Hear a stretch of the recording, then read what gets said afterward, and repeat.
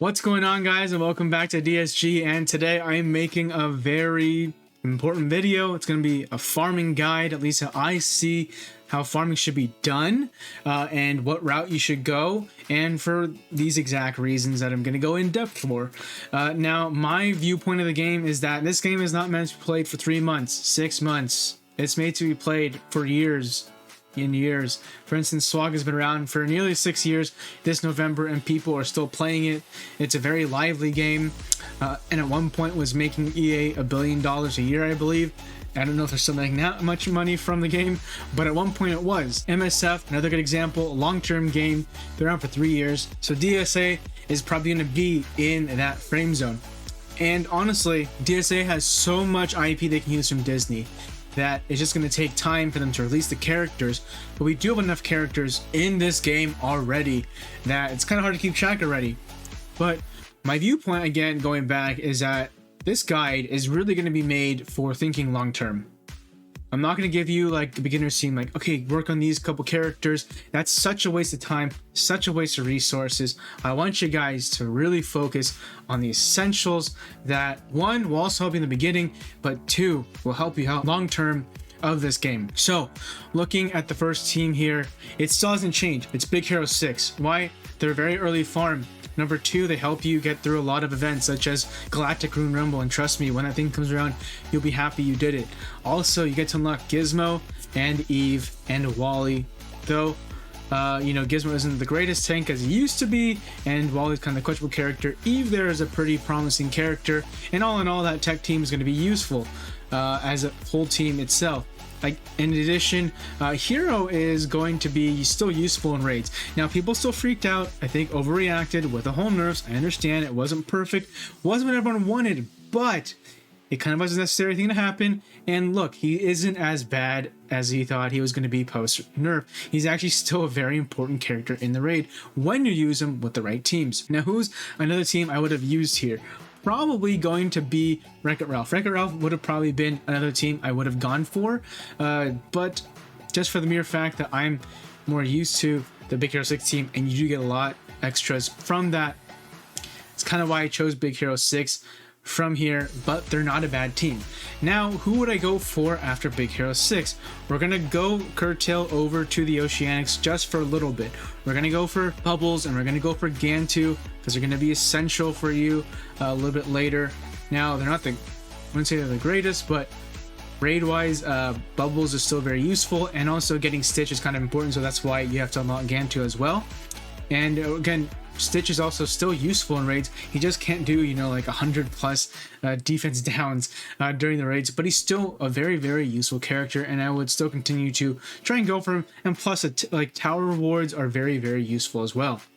But after you are done with this tower, or at least getting these characters unlocked and started up and geared up and whatnot, I would move over to Beast. Why? Because Beast is going to help you get through Tower 3. And by the way, I forgot to say this, the Big Hero 6 team or Wreck-It Ralph team, whichever one you go for first, they're both going to help you get through Tower 2, which requires Downtown Heroes, and then Tower 3 here, you're getting some Oceanics, which is why I say go for Bubbles and Gantu, which is going to help you get Stitch, and also get your Beast as well, or at least get some of the characters there in that Kingdom faction, Kingdom team to help you along the lines there.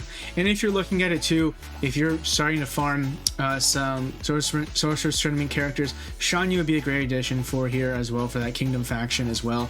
Obviously he is lead, but can be a great addition as well. Now, after Beast, this is kind of where it can get complicated, because you can either choose to go for Elsa or choose to go for Herc. Two offensive legendary characters. Elsa's going to be more pertinent of a use because you're going to need her for the Wilds tower, which is going to be Tower 4, but you're also going to need Hercules to probably get a little bit higher in Stitch Tower, but that's a little bit more of a side thing at the moment. But you're also going to need both of them most likely for Tower 5. So it's kind of up to you. At least some of the characters when going for that Mythicals team are going to be useful in terms of using them in Tower 5, not just Herc, but Herc's going to make it a lot easier. So it's up to you, either Elsa or Herc, who you're going to go for 3 or 4, but you're going to have to go for both of them at one point. Now after this is kind of where you can take a little bit of a breather from the legendaries, I would say. And here you can go back and look at those tower teams, because these tower teams are also going to be key for the Ascension campaign a little bit later on. So you can look at Claude Frollo. He might be the one I would go for next, just because of the mere fact that you are going to need the Quasi. You're going to need Esmeralda to get through Ascension Part 1. That's the exact team actually I used to get through Ascension Part 1. It cleared me out through there. If you're going to look at the side projects over here, you're going to need some princesses, obviously, to get through Tower, the Frollo Tower here.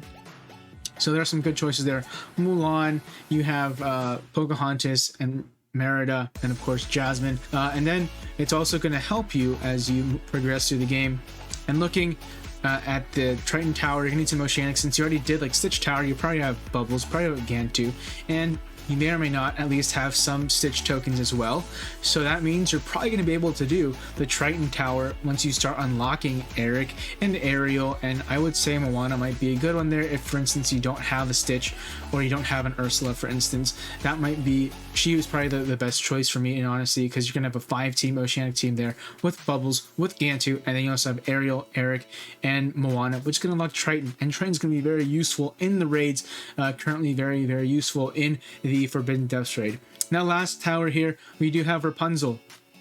Rapunzel is going to be good for the princess squad as well, and also you need them for one of the last parts of the Ascension campaign. So as you can see, we're kind of going in order of how that whole Ascension thing kind of goes, and that's kind of how the towers are set up as well. Now, once you're done with that Rapunzel tower, you're probably already close to, getting to the second phase of the Ascension campaign.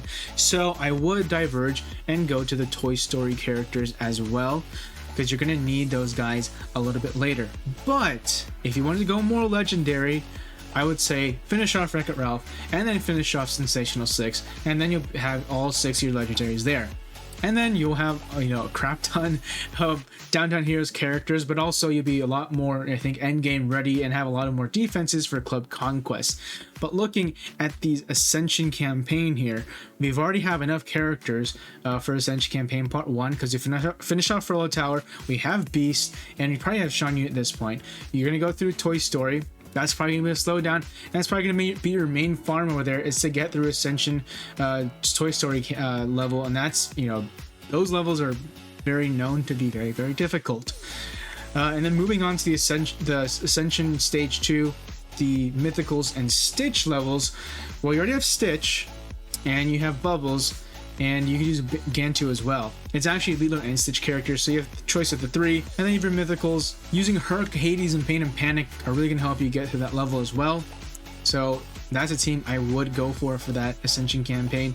Ascension Little Mermaid, you are going to have to use a whole Oceanic team here, so I would suggest using Triton. You have Ariel, Maui, Moana, and Stitch. Now, if you do have Ursula here, I'd probably toss her in somewhere here as well. Exactly what I take out, that's a tough decision. Since you do need a tank, Maui might need to be there. So you might want to take out Stitch, or you might want to take out Moana, because unfortunately you are going to carry at least 2 Little Mermaid characters in this one. So tougher decision, but I mean, if you have Ursula, you're probably going to want to use her. The last part of the Ascension phase is going to be a Wild and Tangled or Rapunzel team here. So obviously I'm using a little bit more of those princesses here and Elsa, because Elsa's going to be key. I'm using Maximus as that tank. Once that's done, once you have the tower characters done, once you have the legendaries done, you pretty much have unlocked a lot of the game, and you can move on to more of these side projects and also other characters here. Path of Peril, I have them down here because the Path of Peril, well, granted, there is also now the Onward Side Adventure campaign, so that's a brand new one too that they just released. But that's the best resource for more mid-tier gear at this point, which is droplets and rose thorns. And gold, actually. Give you a lot of gold. 100,000 per attempt at the last level of the last one with Barley. So it's a very good event for resources and gold, and that's why I would put Path of Peril at a pretty high priority for you here. Now, I did add Raya, Namari, and the Rescue Rangers here, simply for the fact that a lot of people who, more the whales, obviously, they do use Raya and Namari, or at least Namari for the Ascension Campaign. They said it's a lot easier, but you know, not everyone's gonna have Namari. So that's why it's more of like an optional thing here. I wouldn't like, you know, go full throttle for it. But over here we also have Captain Jack, Bo Peep, which you're probably going to have from Ascension Campaign.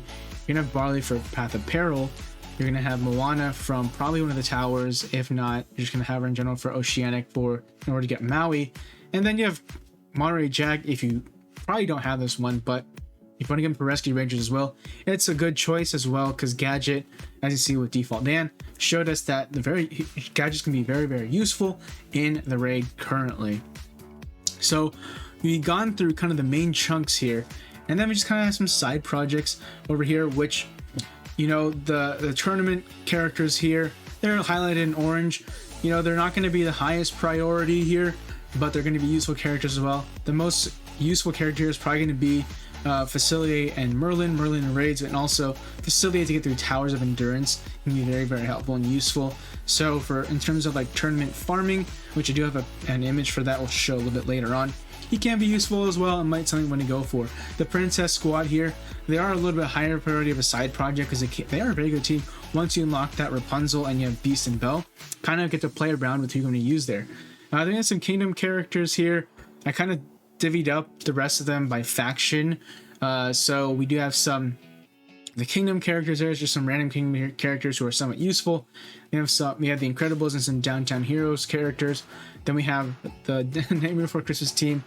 I wish better for them. I really wish they were treated better in the game. And you know, the newest one, we have the Peter Pan squad. So Tinkerbell and Hook kind of have a spot now. And then we have some wilds here, including the Lion King and Simba, Scar, etc. Then we have the remaining Toy Story characters. And last but not least, in this bottom right corner, we have some low value side projects. So what are these characters here? They don't have any event. They're not going to give you any intrinsic value. They're just kind of sitting there waiting for something to happen. I know people love Hopper, like, totally fine with me. If you love Hopper, that's great. Some people have some success with Yokai, awesome as well for Big Hero 6. And that's pretty much it. No one here really stands out, and unfortunately, they're just gonna be kind of sitting ducks here for a little while until, you know, their events come in. Like, for instance, Tink and Captain Hook were also down in that bottom right corner just for the mere fact that they didn't have an event, and now I wouldn't say they're gonna be like the next team for Club Conquest, but they could become like something to be looked and feared after if they have any type of synergy and usability as Sensational 6 as a non-legendary team. But I know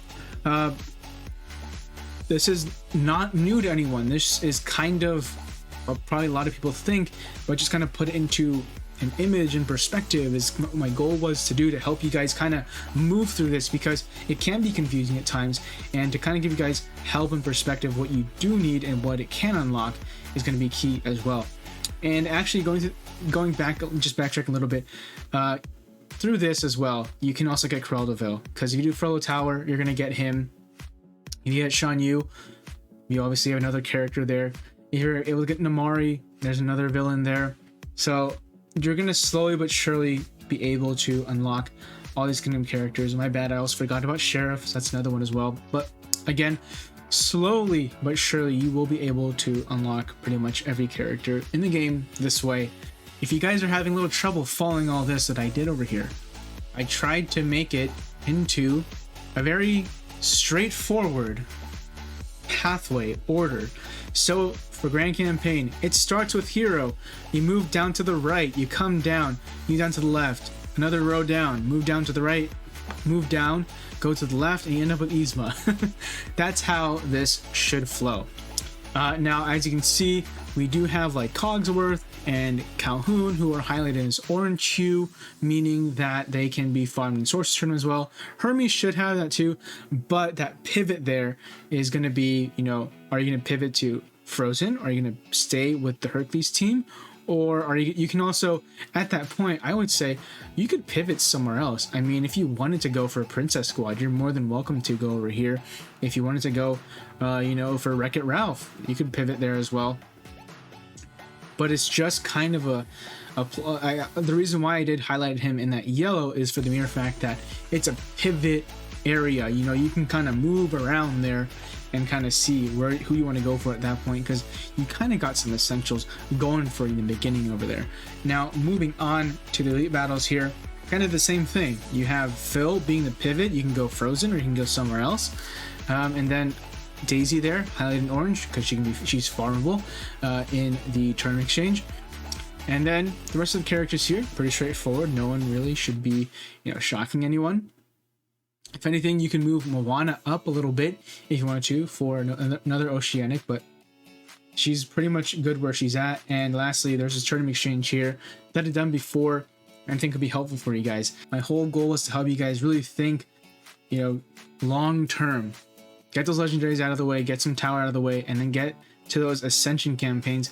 Then work on these side projects. So, if you guys found this helpful, definitely share with your friends. Give a like, subscribe, anything like that. And if you're looking for these images, check the Discord down below, and I will catch you guys in the next video. Have a great day, guys. Thank you so much. Peace out.